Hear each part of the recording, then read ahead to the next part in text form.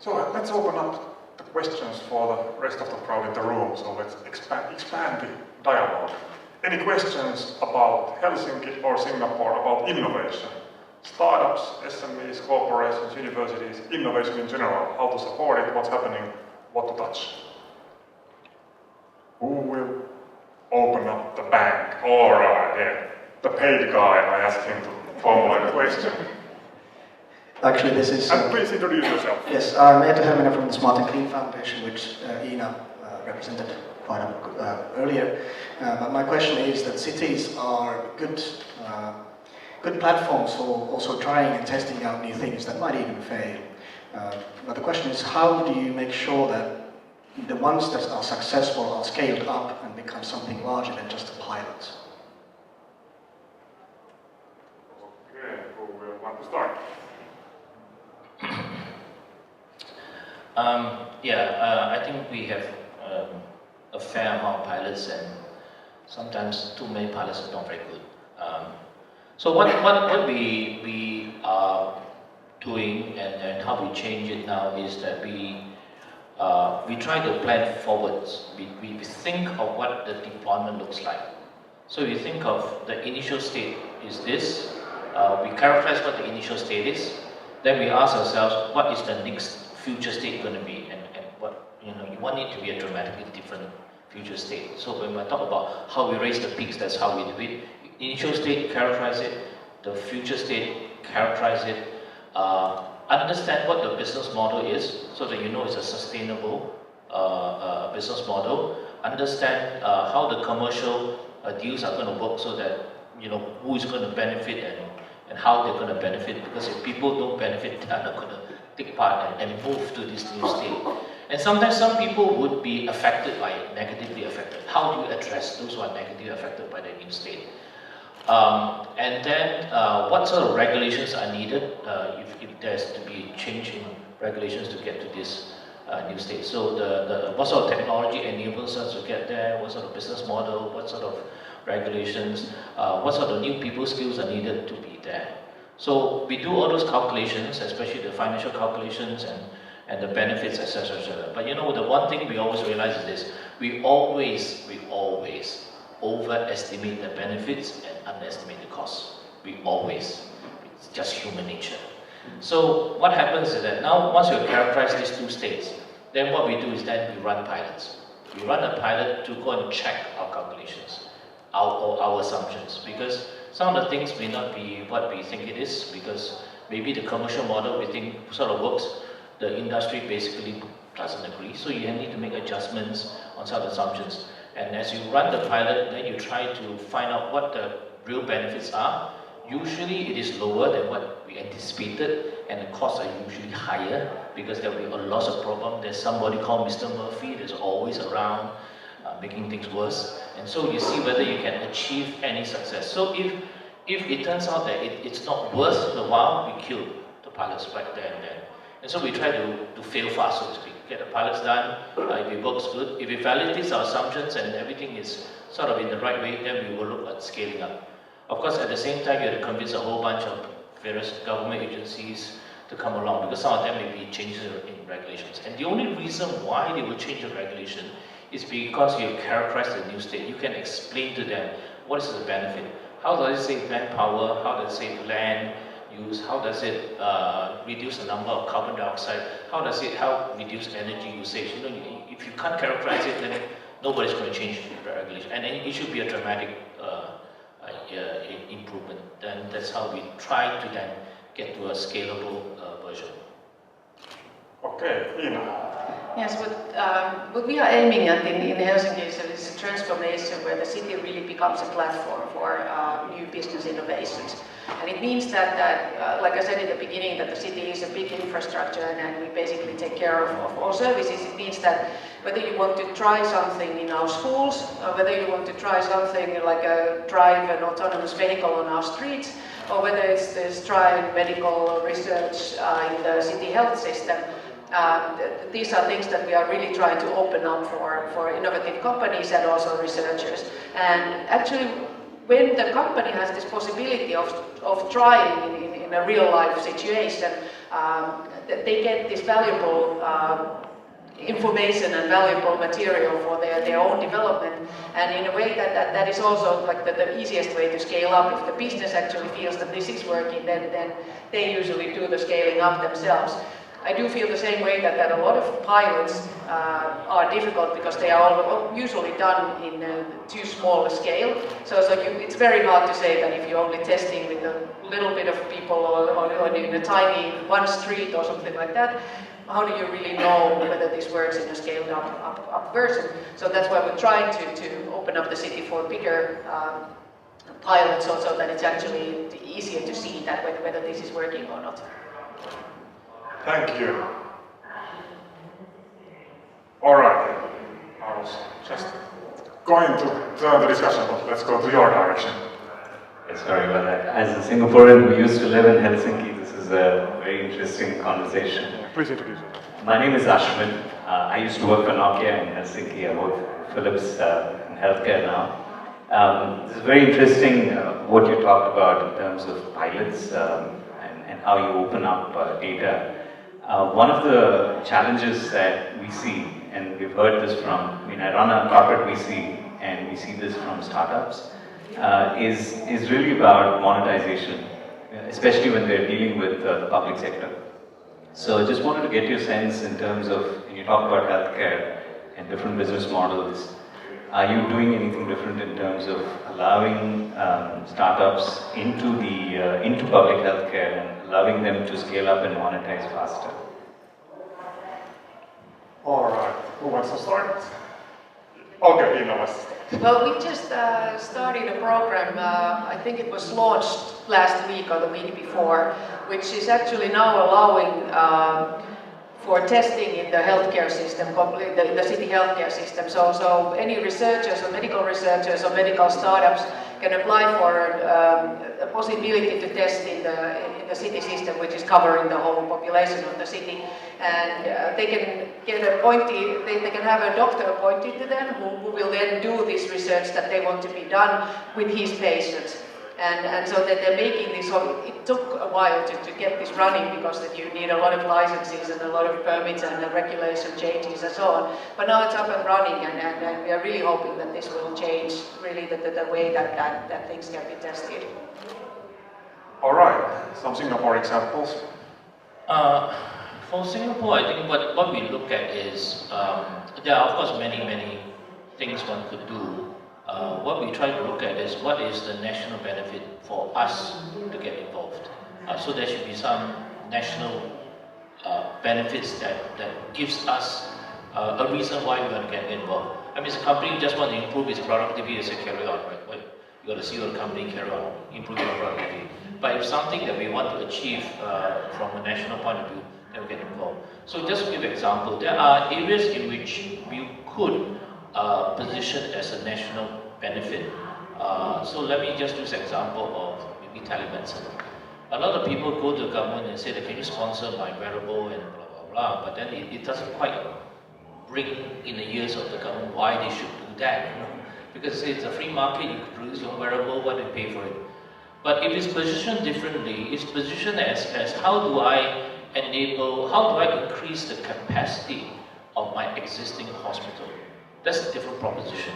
Because hospitals are very expensive to build. They then need additional doctors, they need additional nurses, and so on and so forth. So you would like, as far as possible, to squeeze as much capacity out of an existing hospital as possible. So how does telemedicine help that? We actually did, one of the things the government does is we take the higher risk projects. Because we can afford to.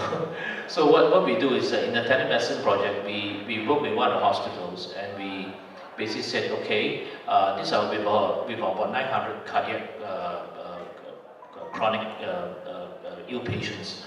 And usually the clinical pathway will require them to stay in the hospital for a certain amount of time. So what we did was that we came to the patient with a deal. We said, okay, if you wear this wearable and you pay for it, you pay for this wearable, you pay for the service, we discharge you earlier. Now that usually rings well in the ear because every day you stay in the hospital is more expensive. So it's cheaper to just get the wearable and get out of the hospital and be with your loved ones and and recover at home. You can, but you need to be monitored because the doctor stays in the hospital. So you go home, but we continue to monitor you. And as we see, if the signs of the patient deteriorates because some patients are very naughty, they go back, they eat all the wrong things, they don't exercise, they don't do what the doctor tells them. The condition is that we tell you to come back, you will come back, right? So that's the condition. But if things are fine, we say carry on, carry on and stay, and and that's okay. And maybe your next time you come back is 6 months later, or so on and so forth. So we ran the pilot for 9 months. We had 900 patients. We actually found out that we saved 3,500 hospital bed days. That is magic in the years of government Ministry of Health, because you can get a lot more capacity from your hospital, then you don't have to do so many hospitals. So for that, the government is very serious now in telemedicine. So now the government is championing the use of telemedicine particles. So we did this project, actually won a Ministry of Health prize. That's all we got. We didn't get money for a new hospital, but anyway. So that's okay. So it's our national service. All right. So those healthcare. Then we go here and then there. Neo Beng Tong from Finland's Kasvu Open and the University of Jyväskylä. People have to be at the center of the transformation that you're talking about, particularly the maximization of the capacity. In Singapore, we have Skills Future, and you alluded to earlier on about one of the 3 anchors in manpower. I would like to understand what IMDA and also the city of Helsinki is doing in the area of education, particularly in transforming that, an area that you mentioned earlier on, but you did not get a chance to explain further. Because the system seems to be a little bit slow to change. And I wonder how, especially in terms of supporting this fundamental transformation across the entire age group spectrum, what are we doing in terms of our cities? All right, let's start from Singapore side this time. So in the past, the Singapore government has been very generous as far as funding training. So we fund 70%, 80% of the training costs, and people go for various trainings, which is fine. But one of the fundamental changes that we made starting last year was that we felt that was not adequate. Because one of the biggest things we asked ourselves that with this adult training, with the training itself, it doesn't mean the person will get a job or get a pay rise, or the training is relevant. So what we have done with effect from the beginning of last year is that we set up we set up what we call the Technology Skills Accelerator, or TESA for short. And what that does is that it pulls the employers in. And now we ask the employers, what sort of people do you need? You need to tell me what sort of skills they need, the quantity they need, and we will now work with you to produce the manpower that you need. And the employers at first didn't believe us as seriously. I mean, all you guys just went about doing your own stuff, right? But now we said, no, we were quite serious. You want 400 people, tell me 400 people. Of course, they always say, I want it yesterday. Well, you're not going to get it yesterday. But what we try to do, we try to create a modular-based training so that people can start getting training fast, in months, not in years, and then get back into a job. And some of it is collaboration between the employer and us, where some of it the university will provide modular-based training, so maybe they go for 1 to 3 months. And then the university will also work collaboratively with the company, so the company also does the part of providing project work and so on and so forth. So that sounds. So you will notice that all the universities, not all of them, the universities all provide modular-based, or we call stackable training courses. So that if you want to get a degree, this is why it gets a degree. You take a few modules, you get a certificate, and you take a few more modules, you get a diploma. Take a few more modules, you get a degree. So you don't have to complete the whole degree in one shot. And so that allows people who are perhaps in the workplace, they want to go into data science, they need the theoretical background, they go to the university, do a few courses, get a certificate, and then go on and so forth, and then that gets them. So that's for the adult training. And of course, the government continues to fund very much, highly on subsidize highly the training. But it is now with a proper plan, so that, and we track, when the person graduates, did your salary go up? Did you get a job? And we track that. So if, so we work with the schools to say that what is the level of re-employment for them. And so far, for the number of cases that we have been working closely with, they are getting 80 to 90% re-employment. And those people who are not employed actually are just being trained for enlightenment, which is fine. You know, as long as you tell me I just want to learn, it's okay. But you elected not to be employed. That's all right. Yeah. But the rest of it, if you want to get a job, what was the problem? Why couldn't you get a job? But some of them couldn't get a job because of here. Some of them have an attitude problem. But that one you cannot cure. All right, thank you. So Iina. Well, I will maybe take a little bit more general view into education, because what we've made the biggest transformation with is the whole education system from the basic learning, like from the 7-year-olds when you get to school, and we changed from. We've always had a universal school system, so everyone in Finland goes to the same schools and goes to the same curriculum for the first 9 years. What we changed now this year actually is that we started something called phenomenon-based learning, which is the aim is that the kids don't learn by heart anymore, but they learn to learn. So basically they learn to understand that there's you know, information is everywhere. It's in our laptops, but it's also in the environment, it's all around us. And the idea is that you learn to be critical and you learn to be able to use all that information for your own kind of learning, which the aim is that you become a citizen who is able to also kind of move your course as the society is changing, and the skills that we used to learn some 20, 30 years ago or even further back, and when it was enough to have one job for the rest of your life are not applicable anymore, but you need to be able to change yourselves too. And this new education system is aiming at that we are more, you know, flexible about also learning. Thank you. So next question from here. Thank you very much. My name is Österlundell. I'm representing Wärtsilä. And of course then my question, let's move from healthcare to education to maritime. I heard the name maritime, so what are the incentives and special programs you have on maritime in both cities? Maritime, and let's expand it to ports. Maritime and ports. Let's talk about Helsinki. Well, I think that our most specific program about maritime, from the city point of view, of course, we are running the port in Helsinki and so on, but the change program that we are running is called Maritime IT, which was an idea to bring together the big maritime companies and then the smaller IT companies, especially the ones that were born after Nokia collapse and so on. So we had a lot of IT knowledge in Helsinki, and a lot of those people then started their own companies, IT companies, and we started to bring them together to talk around the same table about what kinds of learning could there be, because a lot of ships, and I'm not at all an expert on maritime issues, but what I've learned is that ships have a lot of data, but the data has not really been brought together to one place, so it's been kind of scattered around the ship. And if you actually brought these IT companies to work with the shipping companies, then they were able to use the information to the advantage of the ship. So maybe it's how the gas goes, what is gas in ships? Fuel, how the fuel consumption in ships is used in a better way, or how the automation of something is done, and even small changes can end up with having great cost benefits for the company.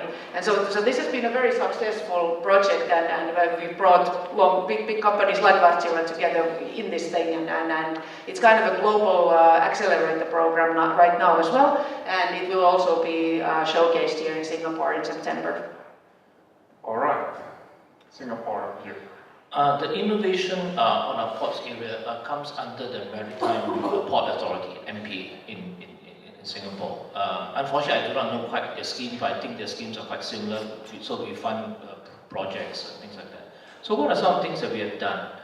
The loading of containers for the last 20 plus 30 years has been using artificial intelligence. So it actually determines what's the best way to load the cargo in such a manner that firstly it doesn't make the ship lopsided, but it also predetermines where you're going and what's the best loading unloading sequence. So you stack the cargo at the right level so at the next port it is easier for them to take up. So that loading unloading sequence is all computed by artificial intelligence. So when a ship comes, that exact instruction is already issued to the cranes, so the cranes will automatically move that. You find that the cranes are almost now unmanned. So actually the cranes automatically move, they're controlled by a central point. And the person has a video to see exactly where the crane is moving and how it's lifting things in and out onto the trucks, so on and so forth. So that one is almost a fully automated exercise. That whole innovation is actually special to Singapore. So we now make our cranes manless, so to speak. Okay. The other thing that we've done is that we are now working on autonomous vehicles, so autonomous vehicles in the port area. So actually the various consortia are coming together and producing trucks that are automated so that the trucks automatically go to the loading unloading bay so that it moves and then it moves to the right place for it to be stacked, things like that. Another thing we have done is actually on the entry to the port where information is sent forward about who is coming and when they are scheduled to arrive, so it increases the security level of the entire port operation. So when they come in, instead of showing a huge amount of documentation, now basically the guy provides, let me see, I don't think it's a thumbprint, it's some other biometric that recognizes the person, because I was told that the truck driver's hands are quite dirty, so I think it's another, it might be facial or something else, but there's some biometric related recognition so they can come in now. Last but not least, we have also done quite a bit of work about beaming wireless into the sea, so that as the ships come in, they start reporting their presence, their cargo, their data back into the port, so that the port actually is better prepared as they come in and unload their stuff. So there are some things that we already do at the port level. Thank you. I was going to finish, but there are so many people asking that, are you going to ask something about design? Then it's okay. What about vehicles? Yeah. Okay, so then it's okay. Hi, Reima from Palm. So originally from Helsinki and now in Singapore for design thinking and service design stuff. So one question related to City as an innovation platform. If you could now go and talk to yourself or the city decision makers 5 years ago, what would be the one advice that you would give? What is the thing to focus on if you think about creating a better city as an innovation platform? One thing shortly. Okay, that's a hard one. That's a hard one. Okay, who will start? You're thinking. Okay, so I can try. Well, actually, because we use quite a lot of service design, as you probably know from Palmo, we've worked with Palmo a lot in Helsinki. And actually, these days, you can't start a development project in the city anymore with pretty much anyone from the city employees without someone mentioning that shouldn't we hire a service design company to work with us. And I think that it has enormously helped to really figure out where we want to go and a lot of things. I am actually quite happy with where we are now. So I think that some of the choices we made in the past have really been right. I think that we can still improve the way that we work with companies a lot to become faster and to be more welcoming for ideas and so on. Like I said, we're trying to open the city for companies, but I think there are still quite a lot of places where it's not working perfectly. So I would say that you have to start thinking about companies as in the same way that you think about citizens in the cities, also involving them in the development of the city. I think that would be the advice then, and it would be the advice now as well. All right, Mr. Khoong. Okay, personally, I think one area that we have been improving on, and actually that has to do a lot with design thinking. So I send my staff for design thinking courses, primarily because one of the things that is important before we embark on any project. Step number one is to be able to be very clear what the problem is. Often we don't do that, and I think that's one thing that we can really improve on. Often we get very smitten by the technology. Oh, it's wonderful AI, let's do something in AI, right? But it sometimes turns out to be a solution chasing of the problem, and becomes very frustrating at some point in time when you try to make a business model out of it, and the guy says that, but nobody will pay for this, then it's just absolute waste of money, waste of time. Actually, money can still be earned back, but time you cannot earn it back. That's the problem. So what we try to do now is to be much more sharp in defining where the problem is. And so one of the things we do is we try to send our staff to actually walk the ground. That means you go to where you think the problem is and have a much better understanding of a problem. If you're trying to do something in hospitals, the guys actually go to the hospitals, and with the permission of the patients, they follow the patients and see what really is the problem. If it's a tourist, they actually follow the tourist, of course with their permission again, and see where all the gaps are. And then then after they document all the problems, then the question for us, the next thing is that this is the current state.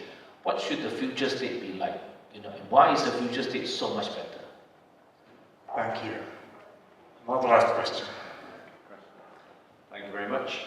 My name is Ted Jankowski. I'm working for Nokia previously 15 years, and also been in Singapore 15 years. I'm a serial entrepreneur, now working for a Finnish company called Plugit.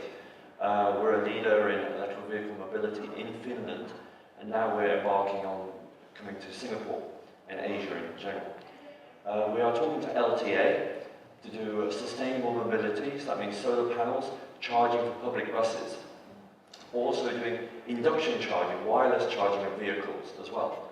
Our challenge is we're a small startup, cash flow is a major issue, and how to help us bring partners together and make these actual real, potentially good cases work. But we need grants, we need incentives.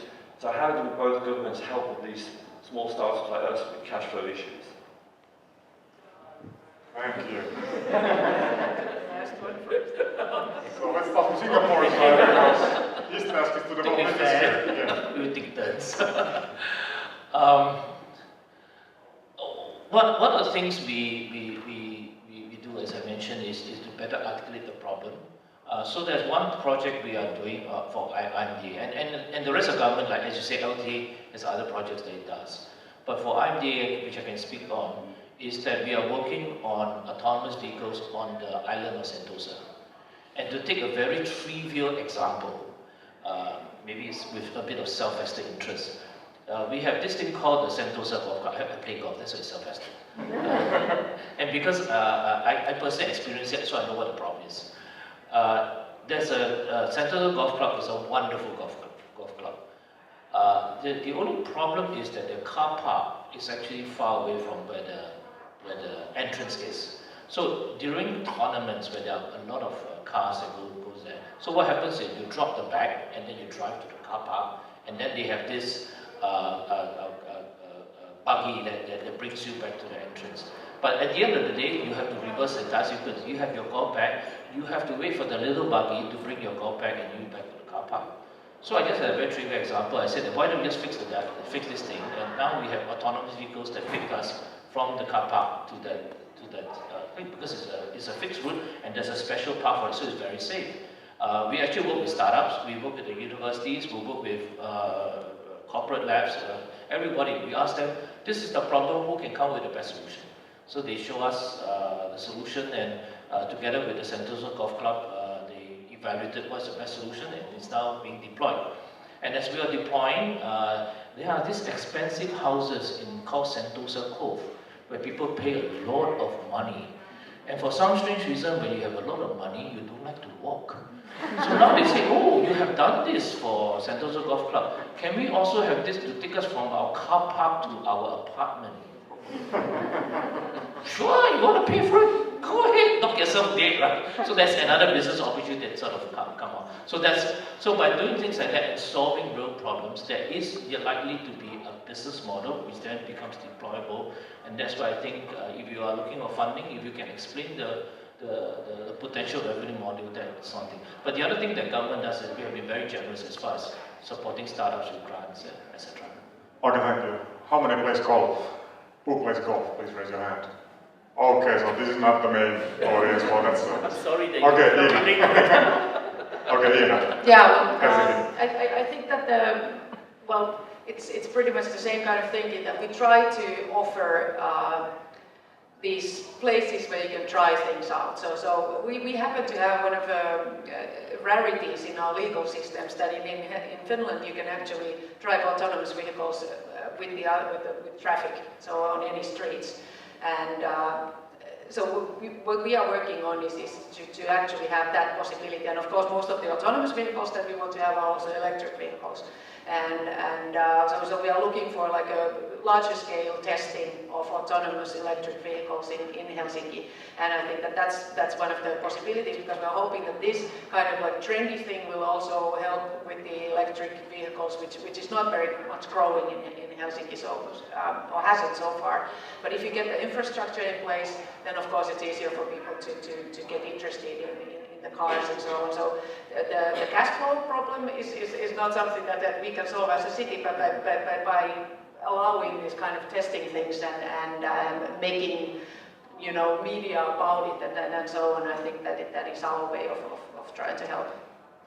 Okay, thank you.